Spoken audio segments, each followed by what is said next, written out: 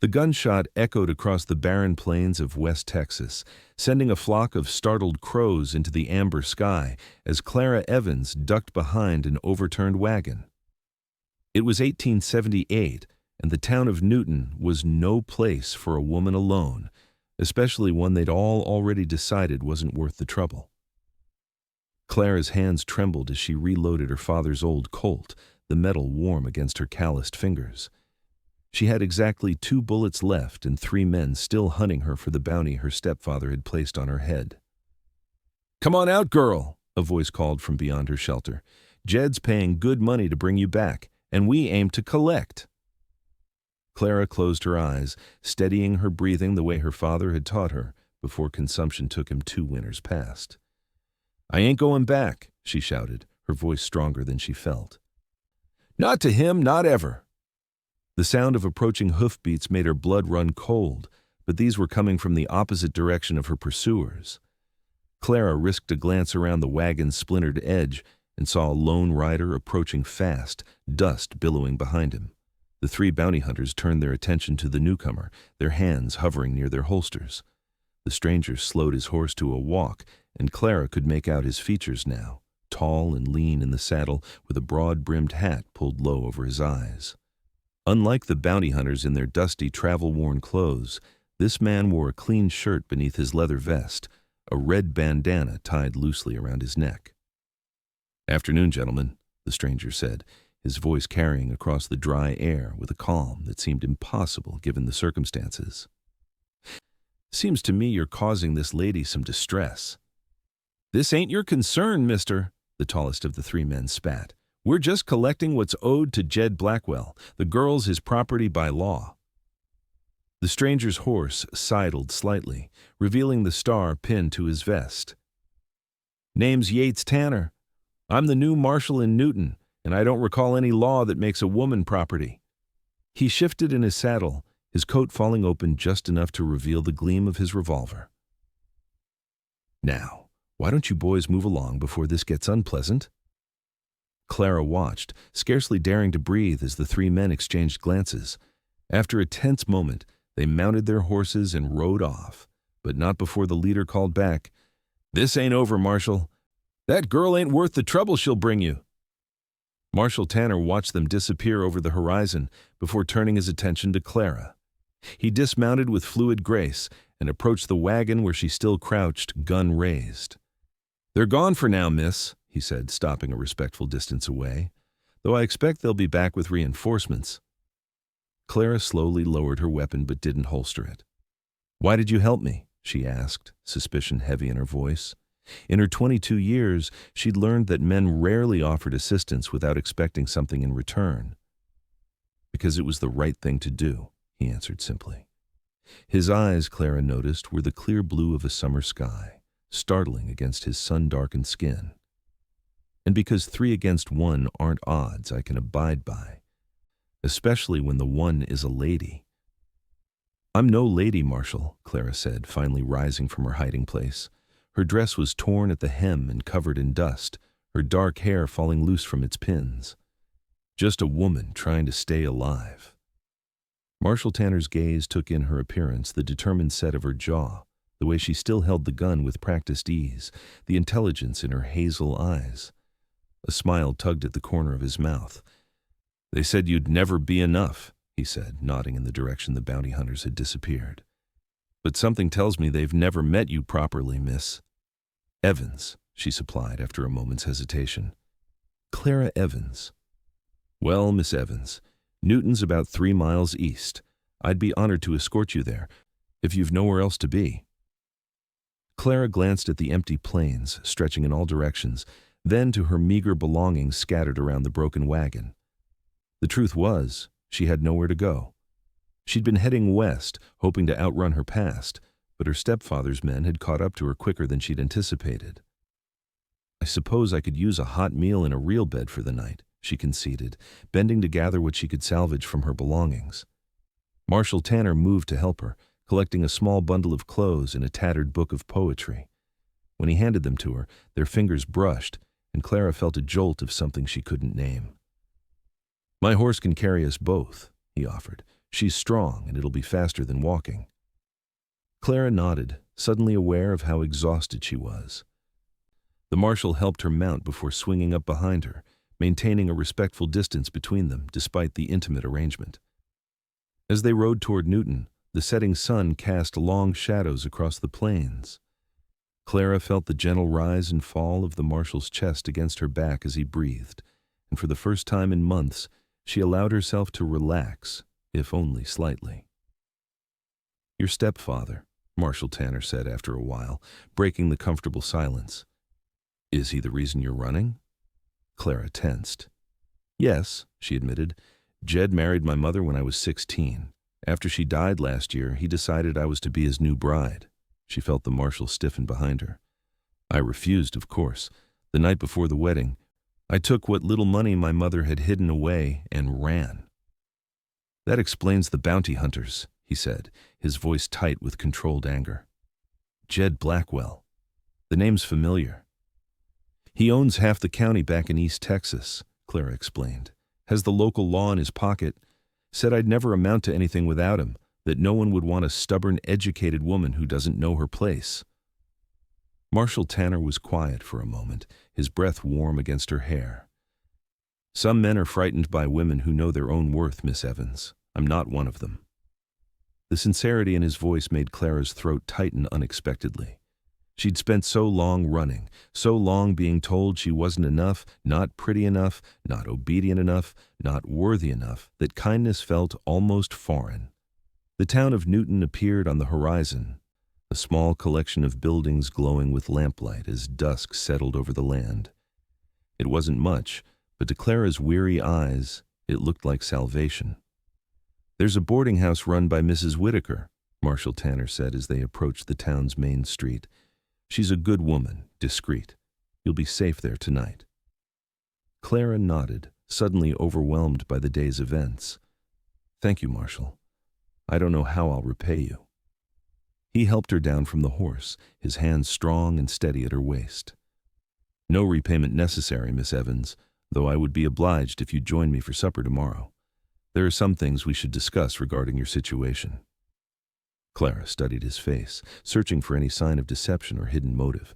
She found none, only honest concern and something else. Something warm that made her cheeks flush. "I'd like that," she said finally, gathering her courage along with her belongings. "And please, call me Clara." His smile reached his eyes, crinkling the corners. "Then I'm Yates to you, Clara. Get some rest. Tomorrow's another day." As Clara followed Mrs. Whitaker up to a small but clean room at the boarding house, she couldn't help but glance back at the tall figure of the marshal as he led his horse toward the livery stable. For the first time since she'd fled her stepfather's house, Clara felt something other than fear, a flicker of hope, small but steady as a candle flame in the darkness. The boarding house was quiet, save for the occasional creak of the wooden floors and the distant murmur of voices from the saloon across the street. Clara sat on the edge of the narrow bed, running her fingers over the worn leather of her father's journal.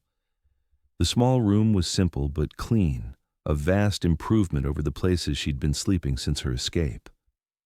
Mrs. Whitaker had drawn her a bath, and Clara had gratefully washed away the dust and fear of the day, changing into her one clean dress.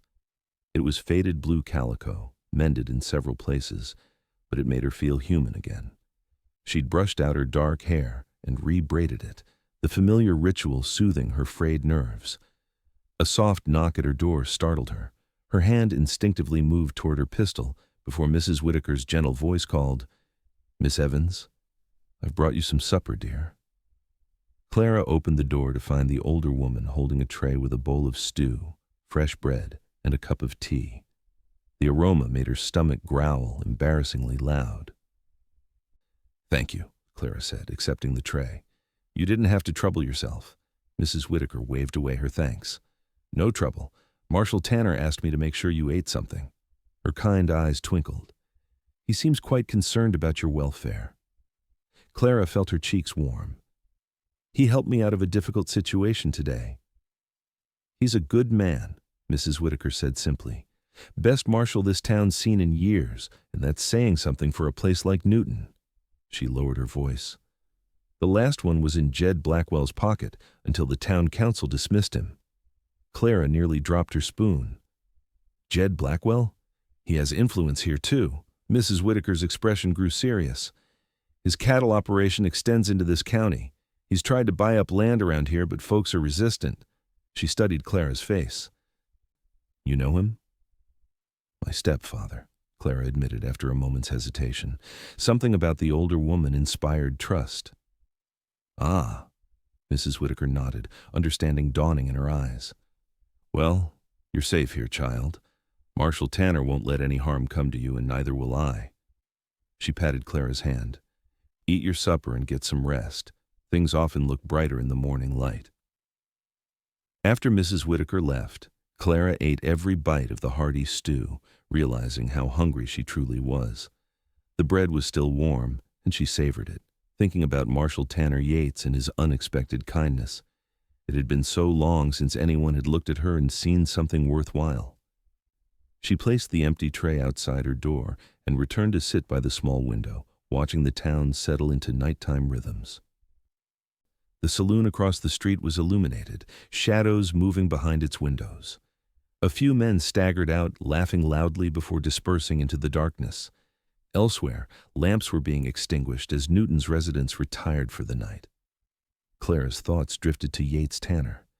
There was something compelling about him beyond his handsome features, a steadiness, a sense of purpose that drew her like a moth to flame. But she couldn't afford to indulge such thoughts. Her stepfather wouldn't give up easily, and she couldn't risk bringing trouble to this town or its marshal. Perhaps she should leave at first light, continue westward. She had enough money for a stagecoach ticket, and surely there were places Jed's influence hadn't reached. Yet the thought of running again exhausted her. How long could she live like this, always looking over her shoulder? With a sigh, Clara prepared for bed, tucking her father's pistol beneath her pillow. Despite her weariness, sleep came fitfully, punctuated by dreams of pursuing horsemen and a pair of clear blue eyes that seemed to see straight through to her soul. Morning arrived, with golden light streaming through the thin curtains. Clara dressed quickly, pinning her hair in a simple style that kept it off her neck in the Texas heat. After washing her face in the basin, she gathered her courage and descended to the boarding house's small dining room. She hadn't expected to find Yates there, seated at a table with a cup of coffee and a plate of eggs.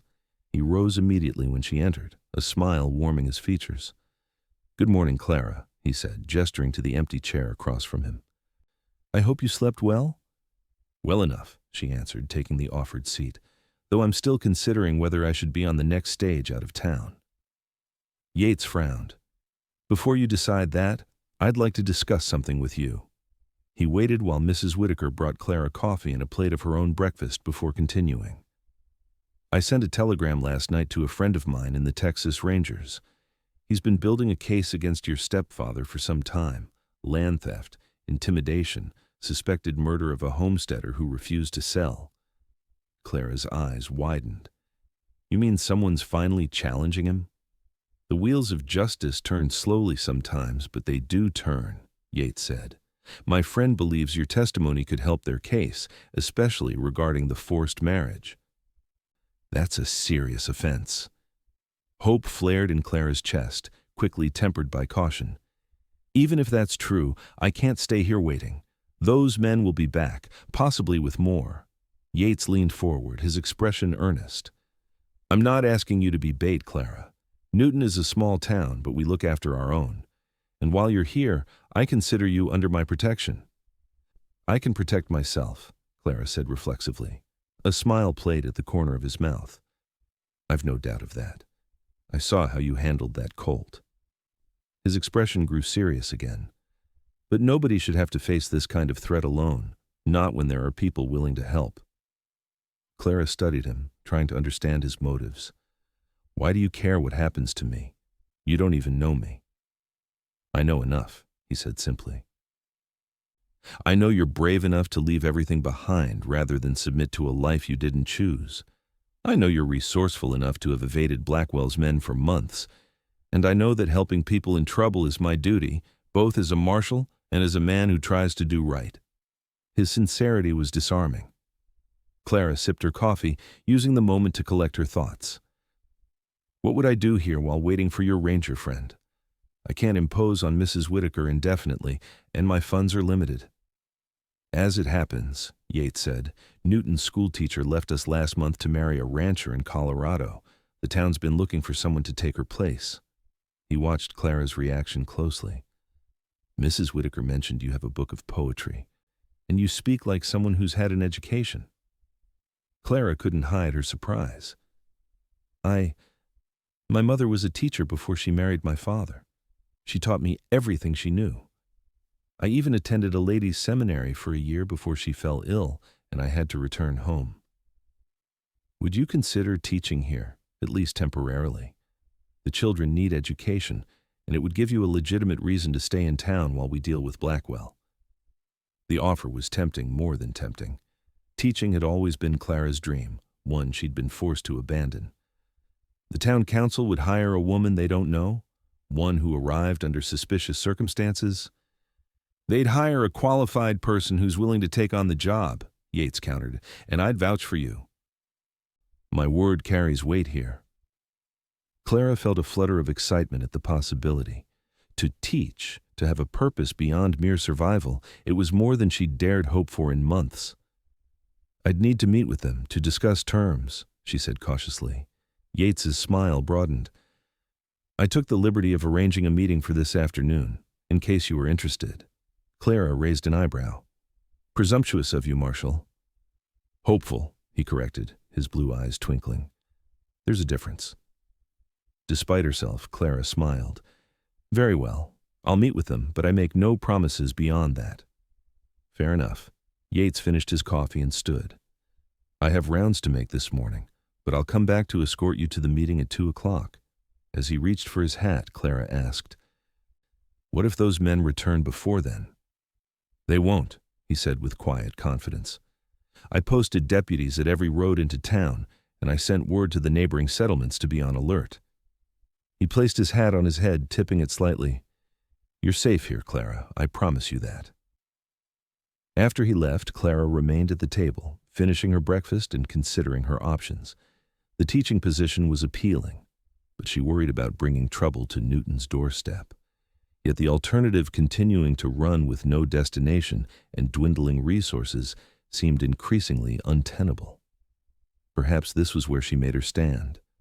And perhaps, just perhaps, Marshal Yates Tanner was a man she could trust to stand with her. The schoolhouse was a modest single-room building at the edge of town, painted white with a small bell tower. Clara stood before it, trying to calm the flutter of anticipation in her chest. The town council meeting had gone surprisingly well. They'd been so desperate for a teacher that they'd hired her on the spot, especially after Yates had vouched for her education and character. Now, a week after her arrival in Newton, Clara was preparing to meet her students for the first time. She'd spent days cleaning the schoolhouse, organizing books, and planning lessons. The work had been a welcome distraction from thoughts of her stepfather and the bounty hunters, who had not yet returned. Nervous? Yates's voice came from behind her. Clara turned to find him watching her with a warm expression that made her heart skip. Over the past week, he'd checked on her daily, often bringing small gifts: a wildflower, a book from his personal library, fresh bread from the bakery. His attentions were respectful but unmistakable, and Clara found herself looking forward to his visits more than she cared to admit. A little, she confessed. It's been a dream of mine to teach, but I worry the children won't respect a newcomer. They'll respect you, Yates said confidently. You're smart, you're kind, and you don't suffer fools, all qualities children appreciate, even if they don't know it yet. Clara smiled, touched by his faith in her. You seem to have a high opinion of my abilities, Marshal. I'm a good judge of character, he replied, his gaze lingering on her face. And please, I thought we agreed on Yates. Yates, she amended, liking the way his name felt on her lips. Well, wish me luck. The children will be arriving soon. He surprised her by taking her hand and pressing a gentle kiss to her knuckles. You don't need luck, Clara Evans, but you have my support for whatever that's worth. The gesture left her momentarily speechless. In the week she'd known him, Yates had been unfailingly respectful, never presuming or pushing. This small intimacy felt significant, a threshold crossed. "It's worth a great deal," she finally managed, her voice softer than intended. The moment was broken by the sound of approaching children, their excited chatter carrying on the morning air. Yates released her hand, nodding toward the schoolhouse door. "I'll leave you to it then. Perhaps you'll join me for supper at the hotel restaurant this evening to celebrate your first day?" "I'd like that," Clara replied, feeling a blush warm her cheeks. As Yates walked away, Clara took a deep breath and turned to greet her students. 22 children of varying ages from 6 to 16 filed into the schoolhouse, eyeing her curiously. They came from diverse backgrounds, the children of farmers, merchants, laborers, and ranchers, all gathered for the education Newton could provide. "Good morning," Clara said, her voice steady despite her nerves. "I'm Miss Evans, your new teacher. I'm looking forward to getting to know each of you and helping you learn." A small girl in the front row raised her hand immediately.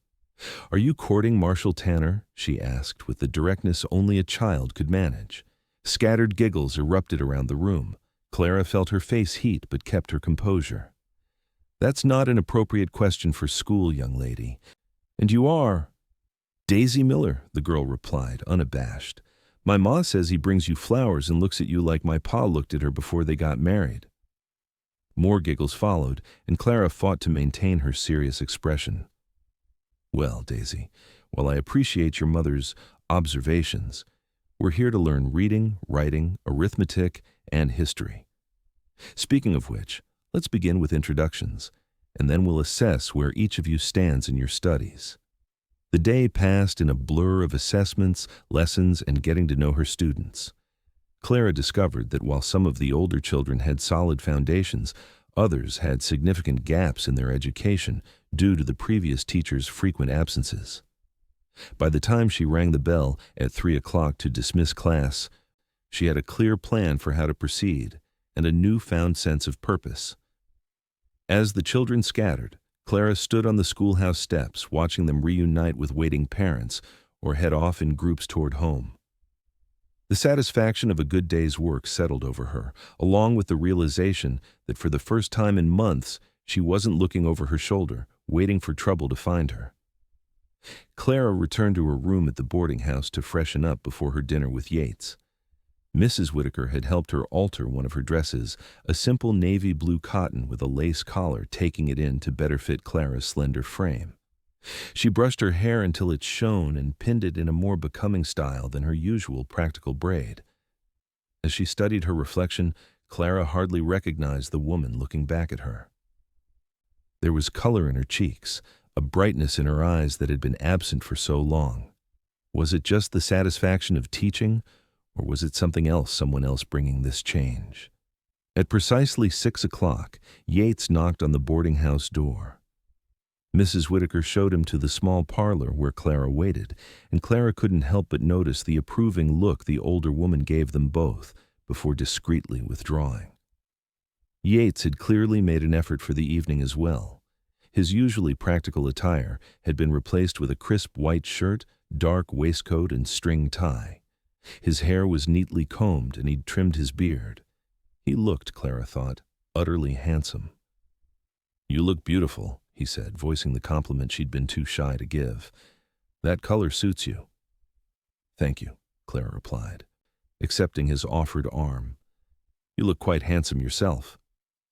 The hotel restaurant was the finest establishment in Newton, which wasn't saying much by city standards, but the tables were covered with clean cloths, and the food was reputed to be excellent. Several heads turned as they entered, and Clara felt the weight of curious stares. A woman dining with the marshal was bound to create gossip in a town this size. Yates seemed unconcerned by the attention, guiding Clara to a table by the window and pulling out her chair. Once they were seated, he ordered a bottle of wine, a luxury Clara hadn't experienced since before her mother's death. "To your first day of teaching," Yates said, raising his glass after the wine was poured. "How did it go?" Clara smiled, clinking her glass against his. "Better than I expected. The children are eager to learn. though some need more help than others, and they're quite curious about their new teacher." "Oh?" Yates looked amused. "What sort of questions did they have?" Clara took a sip of wine before answering. "One young lady wanted to know if we were courting." Yates nearly choked on his wine. "Did she now? And what did you tell her?" "That it wasn't an appropriate topic for school," Clara replied, enjoying his reaction, "though apparently her mother has been observing us and drawing her own conclusions." "Small towns," Yates said, shaking his head with a smile. "No secrets last long." He hesitated, then added more seriously, "Does that bother you? People talking about us?" Clara considered the question. A week ago she might have said yes. Attention of any kind had meant danger. But now, in this warm restaurant with this man looking at her as if she were something precious, she found she didn't mind at all. "No," she answered honestly, "though I'm not sure what us means yet." Yates's expression softened. "Neither am I, exactly. But I'd like to find out, if you're willing." Before Clara could respond, their food arrived: tender beefsteak, fresh vegetables from a local farm, and freshly baked bread. They ate with good appetite, the conversation flowing easily from Clara's students to Yates's work as marshal to books they'd both read and enjoyed. It was the most pleasant evening Clara had experienced in longer than she could remember. Yates was intelligent, thoughtful, and possessed a dry wit that made her laugh. He listened when she spoke, really listened, asking questions and valuing her opinions. By the time they finished their meal, Clara realized she was falling for him, despite all her attempts to guard her heart. As they walked back to the boarding house in the cool evening air, Yates offered Clara his arm again, and she took it, enjoying the solid warmth of him beside her. "Thank you for dinner," she said as they approached Mrs. Whitaker's porch. "It was lovely." "The pleasure was mine," he replied, his voice low in the darkness. They stopped at the bottom of the steps, neither quite ready to say goodnight. "Clara," Yates began, turning to face her, "I know you've only been in Newton a short time, and I understand if you're cautious. You have every reason to be. But I want you to know that my interest in you goes beyond my duty as marshal." Clara's heart quickened at his words. "I've noticed," she said softly, "and I feel the same way." Yates reached up to gently touch her cheek, his calloused fingers surprisingly tender against her skin. "May I call on you properly, then? Court you as you deserve to be courted?" The old voices rose in Clara's mind, her stepfather's sneering words about how she'd never be enough for any decent man, how her stubborn independence made her undesirable, how no one would want her once they truly knew her. But looking into Yates's clear blue eyes, those voices seemed fainter, less convincing. "Yes," she whispered, surprising herself with the certainty she felt, "I'd like that very much." The smile that broke across his face was like sunrise, warm and full of promise. Slowly, giving her plenty of time to pull away if she wished, Yates leaned down and pressed his lips to hers in a gentle, chaste kiss. It lasted only a moment, but it sent warmth spreading through Clara's entire body. When they parted, she was breathless, her hand instinctively rising to touch her lips. "Good night, Clara Evans," Yates said, his voice a touch rougher than before. "Sweet dreams." "Good night, Yates," she replied, reluctantly climbing the porch steps. At the door, she turned back to find him still watching her, his tall figure outlined in the moonlight. With a final smile, Clara went inside, her heart lighter than it had been in years. The leaves turned gold and red as September gave way to October, and Clara fell into the rhythm of life in Newton. Her days were filled with teaching, her evenings often spent with Yates. They took walks along the creek that ran near town, attended church socials together, and shared quiet meals at the hotel restaurant or picnics when the weather allowed. Clara blossomed under Yates's attentions. He courted her properly, always respectful, but increasingly affectionate. Their kisses had grown longer, more passionate, though he never pressed for more than she was ready to give. Sometimes she caught him looking at her with such longing that it took her breath away and awakened answering desires she'd never allowed herself to acknowledge before. The town had accepted her as their teacher, impressed by her dedication and the improvements already visible in the children's learning. Clara had started an evening class for adults who wanted to improve their reading or arithmetic, and to her surprise, several of Newton's shopkeepers and farmers attended regularly. News from Yates's ranger friend had been promising. They were building a solid case against Jed Blackwell, and Clara's testimony would be needed soon. The knowledge that her stepfather might finally face justice for his crimes gave her hope for a future free from his shadow. It was a crisp Saturday in mid-October when everything changed. Clara and Yates had planned to attend the Harvest Festival together, a community celebration with food, music, and dancing. Clara had spent extra time on her appearance, wearing a new dress she'd saved for from her teacher's salary, a deep green that complemented her hazel eyes and brought out auburn highlights in her dark hair. The festival was held in Newton's town square, decorated with autumn leaves and pumpkins. Lanterns hung from trees, ready to be lit when evening fell. The entire town seemed to be in attendance, from the smallest children to the elderly, all enjoying the celebration of another year's successful harvest. Yates found her near the refreshment table, his eyes lighting up when he saw her. "You look absolutely beautiful," he said, taking her hand and raising it to his lips. Clara felt herself blush at the open admiration in his gaze. "Thank you. You look quite handsome yourself." It was true in his best clothes. With his dark blonde hair neatly combed and his beard trimmed, he cut an impressive figure. They spent the afternoon enjoying the festivities, watching children's games, sampling the food brought by various townswomen. Clara had contributed her mother's apple pie recipe, and talking with neighbors who no longer looked at Clara as an outsider, but as one of their own. As dusk approached, musicians gathered on a small platform, tuning their instruments for the dancing portion of the festival. Clara watched them nervously. She knew how to dance. Her mother had insisted on such social graces, but it had been years since she'd had the opportunity. "Would you do me the honor?" Yates asked, extending his hand as the first waltz began. Clara placed her hand in his. "I should warn you, I'm out of practice." "I'll lead," he promised, guiding her to the area cleared for dancing. "Just follow me." His hand settled at her waist, warm and steady, as he drew her into the dance. Clara followed his lead, surprised at how naturally they moved together. Yates was an excellent dancer, guiding her with subtle pressure and clear direction that made it easy to follow him. "Where did a frontier lawman learn to waltz so well?" she asked as he twirled her beneath his arm. Yates smiled, drawing her back into his embrace. "My mother insisted all her sons learn. Said a man should know how to conduct himself properly in society."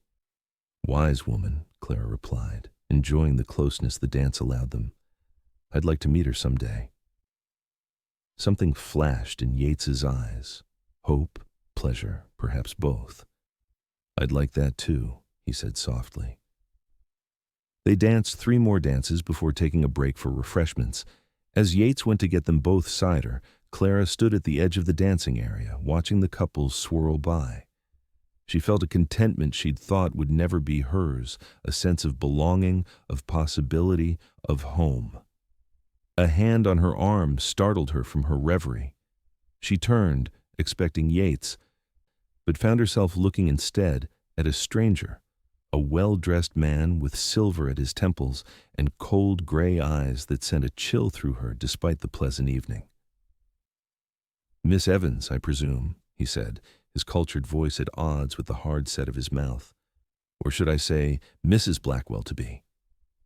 Clara's blood froze in her veins. "Who are you?" she demanded, though she already suspected the answer. "Harold Winters, attorney for Jedediah Blackwell," he confirmed, his grip on her arm tightening. "Your stepfather has been quite concerned about your extended absence." Clara tried to pull away, but his fingers dug into her flesh. "Let go of me," she hissed, keeping her voice low to avoid creating a scene. "I'm not going anywhere with you." "I think you'll find that you are," Winters replied smoothly. "You see, I have papers here," he patted his breast pocket with his free hand, "declaring you mentally incompetent and placing you under your stepfather's guardianship, signed by a judge in East Texas." "That's preposterous," Clara said, anger rising to combat her fear. I'm 22 years old and perfectly sound of mind. The court disagrees, Winters said with a thin smile. Women who run away from beneficial arrangements made by their legal guardians are clearly not thinking rationally. Now, we can do this quietly, or we can involve the entire town in your humiliation. Your choice, Miss Evans. Before Clara could respond, she heard Yates's voice behind her. I believe the lady asked you to release her. Winters turned, his expression flickering with recognition before settling into smug confidence. Marshal Tanner, I was hoping to speak with you as well. This is a legal matter concerning my client's ward. Yates stepped beside Clara, his presence solid and reassuring. Remove your hand from Miss Evans immediately, or I'll remove it for you. Something in his tone must have convinced Winters, who released Clara's arm with obvious reluctance. She immediately moved closer to Yates, who placed a protective arm around her shoulders. Whatever papers you claim to have are worthless here, Yates said, his voice low but carrying steel. Miss Evans is a respected teacher in this community, an adult woman of sound mind, and under my protection. Winters' smile didn't reach his eyes. Your protection means little against a court order, Marshal, and I should inform you that Mr. Blackwell and several of his men are waiting at your office. They were kind enough to give me a few minutes to approach Miss Evans privately before they intervened. Clara felt Yates tense beside her. How many men? He asked quietly. 6, I believe, Winters replied with false nonchalance, all quite determined to fulfill their employer's wishes. Yates's mind worked quickly, scanning the festival grounds. His deputy was nowhere in sight, likely already neutralized by Blackwell's men. Most of the townspeople were focused on the dancing and festivities, unaware of the danger lurking at the edges of their celebration. Clara, Yates said softly, I need you to go to Mrs. Whitaker. Tell her what's happening. She'll know who to alert. Clara shook her head, her eyes wide with fear not for herself, but for him. I'm not leaving you to face them alone. Trust me, he said, looking into her eyes with an intensity that made her breath catch. I have a plan, but I need you safe first. After a moment's hesitation, Clara nodded. She squeezed his hand once before slipping away through the crowd, moving swiftly toward where Mrs. Whitaker stood with several other women from the town. Winters watched her go with a frown. That was unwise, Marshal. Mr. Blackwell won't appreciate having to chase after her again. Mr. Blackwell would be wiser to leave Newton immediately, Yates replied, his hand resting casually near his holster, before he discovers exactly how unwelcome he is here. A cruel smile curved Winters's mouth. You're outnumbered, Marshal. And Jed Blackwell isn't a man who takes no for an answer, especially not when it comes to what's his. Clara Evans doesn't belong to anyone but herself, Yates said, his voice hardening. A concept men like you and Blackwell seem unable to grasp. Noble sentiments, Winters sneered. I wonder if you'll maintain them when faced with 6 armed men who have no qualms about putting a bullet in you. Yates smiled then, a smile that held no warmth or humor. Why don't we find out? Without waiting for a response, he strode toward his office, his long legs eating up the distance. Winters hurried to keep pace, his confident demeanor slipping slightly at the marshal's unexpected directness. The sheriff's office sat at the end of Main Street, a solid building with barred windows and a heavy oak door. As Yates approached, he could see shadows moving inside through the windows, illuminated by the lamp on his desk. He paused just outside the door, listening. He could hear low voices, the occasional clink of glass, the creak of his chair, as someone made themselves comfortable in it. Taking a deep breath, he pushed open the door and stepped inside. 5 men looked up at his entrance, their hands moving instinctively toward their weapons. The 6th man, older, expensively dressed, with a face that might have been handsome, if not for the cruelty etched into every line, remained seated behind Yates's desk. Marshal Tanner, the seated man said, his voice cultured but cold. I was beginning to think you were avoiding me. Jed Blackwell, I presume, Yates replied, his stance relaxed but alert as he assessed each man in the room. He recognized 3 of them as the bounty hunters who had pursued Clara the day she arrived in Newton. The other 2 were younger, nervous-looking, fingering their guns with the uncertainty of men who talked more about violence than committed it. "Indeed," Blackwell confirmed, leaning back in the chair. "I've come for what's mine. My attorney informs me you've been harboring my stepdaughter." Winters slipped into the office behind Yates, closing the door. "He sent her away before I could secure her," he reported. "Had her run to some woman for protection." Blackwell's expression darkened. "Did he now? Well, no matter. Newton isn't large enough for her to hide for long." His gaze returned to Yates, assessing. "I understand you've taken quite an interest in Clara. I can't blame you. She's a beautiful girl, if somewhat headstrong. But surely you understand that a father has certain rights." "Stepfather," Yates corrected mildly. "And no man has the right to force a woman into marriage against her will. That's not guardianship, it's criminal." A dangerous silence fell over the room. The bounty hunters exchanged glances, hands moving closer to their weapons. "I'd be careful about throwing around accusations, Marshal," Blackwell said softly. "I'm a respected businessman with friends in high places. You're a frontier lawman in a town barely worth noting on a map." Yates smiled thinly. "And yet here you are, in my town, threatening me in my own office. That suggests a certain desperation, doesn't it?" Blackwell's face flushed with anger. "Enough of this. Tell me where Clara is, and perhaps we can conclude this business without bloodshed." "I think not," Yates replied, his voice hardening.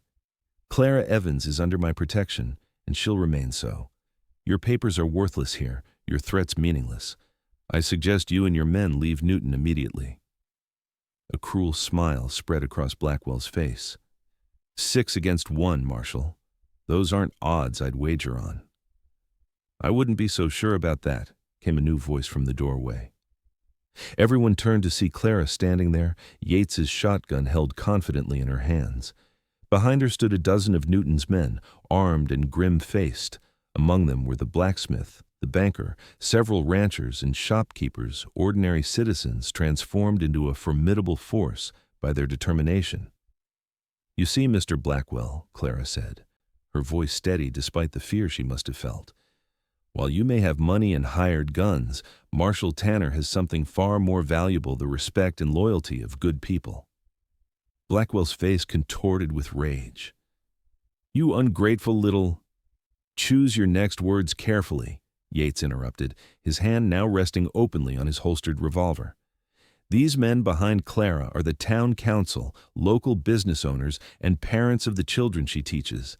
They don't take kindly to threats against their school teacher." The bounty hunters glanced nervously at each other, clearly reassessing the situation. What had seemed like an easy job with good pay was rapidly becoming a potential bloodbath. "Mr. Blackwell," the town banker said, stepping forward. "I'm Samuel Richardson, president of Newton's Town Council. We've telegraphed the Texas Rangers regarding your arrival. They seemed quite interested to learn your whereabouts, given the ongoing investigation into your business practices." Blackwell's face paled slightly. "What investigation?" "Allegations of land theft, intimidation, attempted forced marriage, and suspected murder," Richardson listed calmly. "Quite a substantial list of charges, I must say." "This is absurd," Blackwell blustered. "You can't believe the word of a disobedient girl over a respected businessman." "Actually," said another new voice as a tall man in a ranger's uniform pushed through the crowd, "we have considerably more than Miss Evans's word, though her testimony will be valuable. Jedediah Blackwell, I'm Captain Robert Hayes of the Texas Rangers. You and your men are under arrest." The next few minutes were tense as the Rangers, for there were 3 more behind Hayes, disarmed Blackwell's men. One of the bounty hunters made a foolish attempt to draw his weapon and was promptly knocked unconscious by the blacksmith's massive fist. Blackwell himself seemed to shrink as the handcuffs were placed on his wrists, his arrogance replaced by disbelief that his power and money had failed to protect him. As he was led past Clara, he stopped, his eyes burning with hatred. "You'll regret this," he hissed. "You're nothing without me, Clara, nothing." Clara straightened her spine, looking him directly in the eyes. You're wrong. You never saw what I could be because you were afraid of it, afraid that if I realized my worth, I'd never accept the cage you built for me. Yates moved to stand beside her, his hand finding hers. They said she'd never be enough, he said to Blackwell, his voice quiet but carrying. But they've never met her. Not really. I have, and I can tell you she's more than enough. She's extraordinary. The naked emotion in his voice made Clara's heart swell. She squeezed his hand, drawing strength from his unwavering belief in her. As Blackwell was led away, sputtering threats that grew increasingly desperate, the tension in the room gradually dissipated. The townspeople began to drift back toward the festival, their excitement over the confrontation already transforming into a story that would be told and retold for years to come. Finally, only Clara and Yates remained in the office, still holding hands as if neither wanted to be the first to let go. That was quite an entrance, Yates said, his voice rough with emotion, though I wish you'd stayed safely with Mrs. Whitaker. I couldn't let you face them alone, Clara replied simply. Not when I had the means to help you. Yates smiled, reaching up to touch her cheek gently. I should have known you wouldn't hide. You're the bravest woman I've ever met, Clara Evans.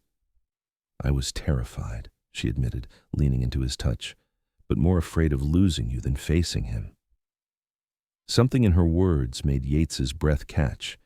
He searched her face, his blue eyes intense. Clara, he said, his voice dropping to a whisper, I love you. The words, so simple and yet so profound, hung in the air between them.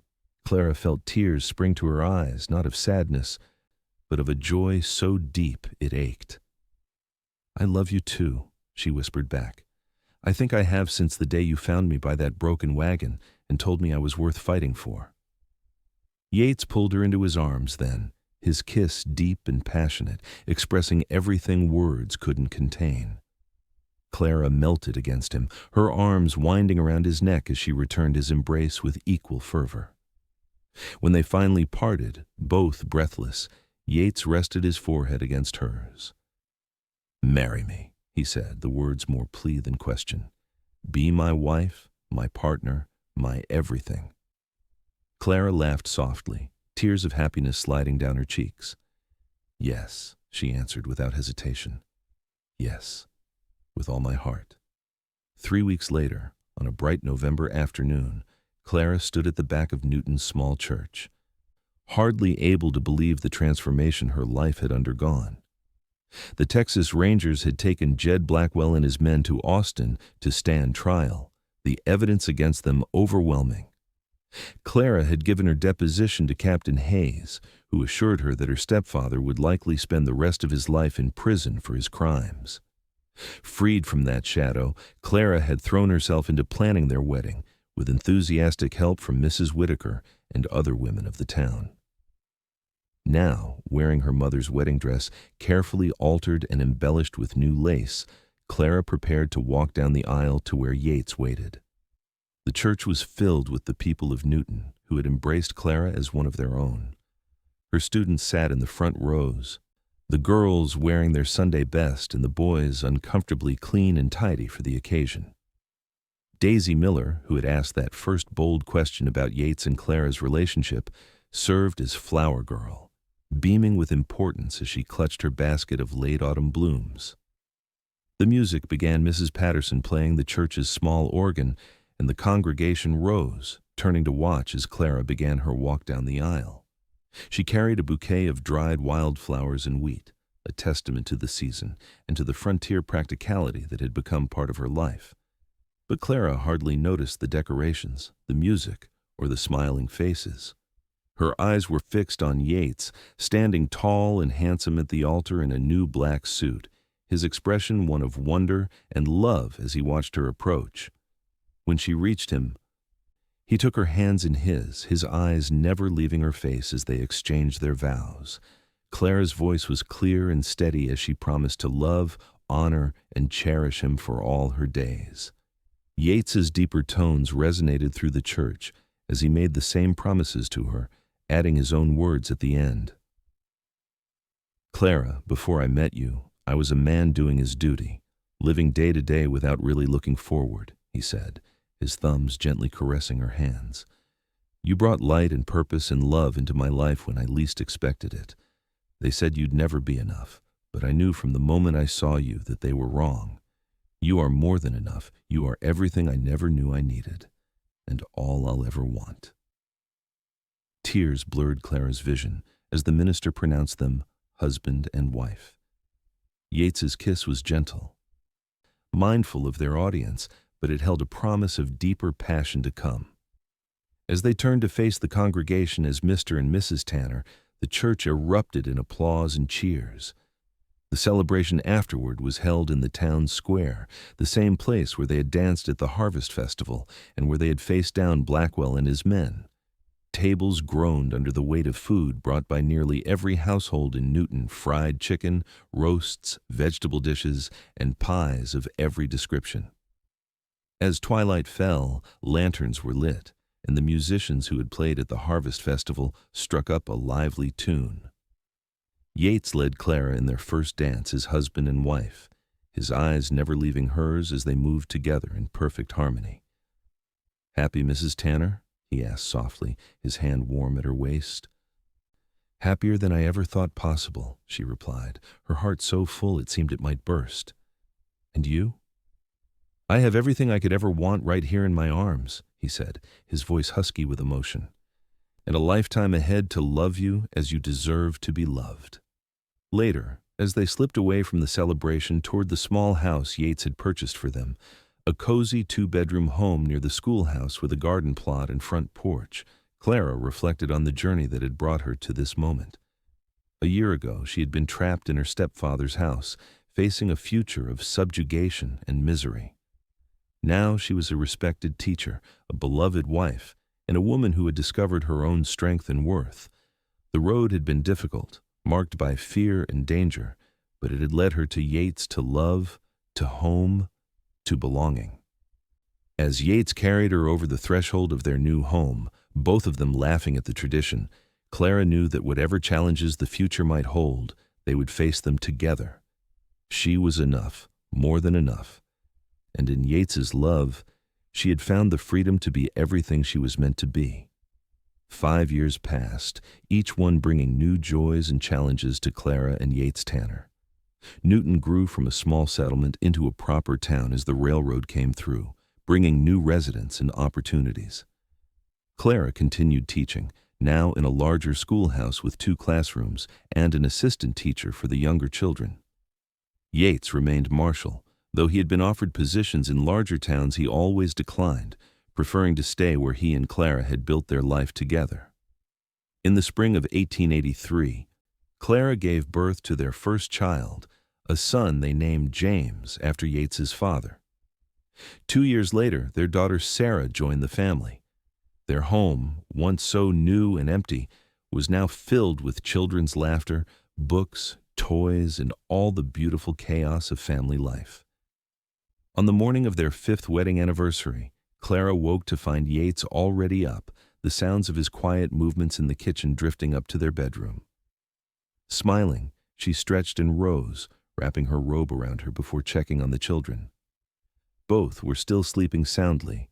4-year-old James sprawled across his bed, dark hair tousled, while 2-year-old Sarah clutched her favorite cloth doll, her blonde curls a halo on her pillow. Clara made her way downstairs to find Yates setting a tray with coffee, fresh biscuits, and wild strawberry preserves. He looked up at her approach, his face lighting with the same love and appreciation that had been there from the beginning. "Happy anniversary," he said, coming to kiss her good morning. "I was going to surprise you with breakfast in bed." "This is better," she replied, wrapping her arms around his waist. "I can kiss you properly down here without worrying about waking the children." She demonstrated, rising on tiptoe to press her lips to his. Even after 5 years, their kisses still held the power to make her heart race, to create that sense of connection and belonging that had drawn them together from the start. When they parted, Yates tucked a strand of hair behind her ear, his touch lingering on her cheek. "I have something for you," he said. "Wait here." He disappeared into his study, returning a moment later with a small wooden box. Clara raised an eyebrow questioningly as he placed it in her hands. "Open it," he encouraged. Inside, nestled on a bed of soft cloth, was a gold locket on a delicate chain. Clara lifted it carefully, admiring the intricate engraving on its surface, their initials intertwined with the date of their wedding. "It's beautiful," she breathed, opening the locket to find tiny portraits of James and Sarah inside. "When did you have these done?" "Remember when Mrs. Richardson wanted to practice with her new camera?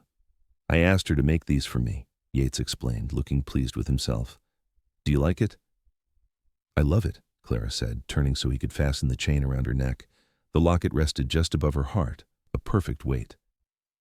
"I have something for you too, though it's not nearly as elegant." She went to the secretary desk in the corner of their sitting room and removed a large envelope. "I've been working on this for months," she explained, suddenly nervous as she handed it to him. "I hope you like it." Yates opened the envelope carefully, pulling out a stack of neatly handwritten pages. His eyes widened as he read the title page. "The Marshal and the Teacher, Our Story," by Clara Evans Tanner. "You wrote our story?" he asked, his voice thick with emotion. Clara nodded. "From the day you found me by that broken wagon to our wedding day. I thought someday our children might like to know how their parents found each other, and I wanted to preserve it, the way it felt, the things we overcame." Yates leafed through the pages, pausing occasionally to read a passage. When he looked up, his eyes were suspiciously bright. "This is the most meaningful gift I've ever received," he said. "Thank you, my love." Their moment was interrupted by the patter of small feet on the stairs, followed by James's excited voice. "Mama! Papa! Is it present time?" Clara laughed, turning to catch her son as he launched himself into her arms. "Good morning to you too, little man. And yes, there might be presents after breakfast." Sarah appeared at the top of the stairs, clutching her doll with one hand and rubbing sleep from her eyes with the other. Yates went to her, scooping her up and carrying her down to join them. "Happy anniversary, Papa," James said solemnly as they gathered around the table. "Mrs. Whitaker said it's a special day." "It is indeed," Yates agreed, settling Sarah in her chair. 5 years ago today, your mama made me the happiest man in Texas by agreeing to be my wife." "Tell the story, Mama," Sarah requested, now fully awake and eager for one of her favorite tales. Clara caught Yates's eye over their children's heads, a silent communication passing between them. The hard parts of their story, Jed Blackwell's cruelty, the danger they'd faced, were carefully edited for young ears. What remained was the essence of their journey: courage, belief in each other, and love that overcame all obstacles. "Well," Clara began, pouring milk for the children and coffee for herself and Yates, "it all started when your papa found me stranded on the road to Newton." The children listened, enraptured as always, though they'd heard versions of the story many times before. Clara watched their faces, James serious and attentive, so like his father. Sarah wide-eyed and dreamy, believing absolutely in true love and happy endings. As she reached the part where Yates had defended her to Blackwell, declaring that she was more than enough, Clara's voice faltered slightly with emotion. Yates's hand found hers under the table, squeezing gently. "And then what happened?" James prompted, leaning forward eagerly. "Well," Yates continued, picking up the story, "then I asked your mama to marry me, because I knew I never wanted to be without her." "And you lived happily ever after," Sarah concluded triumphantly, clapping her small hands. Clara smiled, looking around at her family, her husband's face still handsome and beloved, her children healthy and happy, their home filled with love. "We certainly did," she agreed, "and we still are." After breakfast, they all dressed for the special day. Clara and Yates had planned a family picnic by the creek, followed by a dinner just for the two of them, while Mrs. Whitaker watched the children. It was a simple celebration, but perfect in its way, a reflection of the life they'd built together, founded on mutual respect and deep love. As they walked toward the creek, James running ahead and Sarah riding on Yates's shoulders, Clara felt a profound sense of gratitude. The path that had led her here had been difficult at times, marked by loss and danger, but it had brought her to where she was meant to be. "Penny for your thoughts?" Yates asked, falling into step beside her, his free hand finding hers. Clara smiled up at him, the man who had believed in her worth from the beginning. "I was just thinking how fortunate I am. There was a time when I believed what they said about me, that I'd never be enough." "I'm glad I convinced you otherwise," Yates said, his blue eyes crinkling at the corners as he smiled. "You did more than that," Clara replied softly. "You gave me the courage to believe in myself, and that's been the greatest gift of all." Yates leaned down to kiss her, Sarah giggling from her perch on his shoulders. As they continued their walk, Clara's locket caught the sunlight, gleaming gold against her dress, a symbol of the precious life they had created together, a life built on the foundation of true partnership and love that saw beyond society's limited expectations to the extraordinary person within. And as the years continued to pass, as their children grew and their love deepened, Clara and Yates Tanner remained each other's strongest advocates and dearest companions. Their story of a woman who discovered her own worth and a man who had recognized it from the start became a legend in Newton, a testament to the power of seeing people not as others defined them, but as they truly were, with all their remarkable potential. They had indeed lived happily ever after, not because their life was without challenges, but because they faced each one together with the unshakable knowledge that they were, and always would be, more than enough for each other.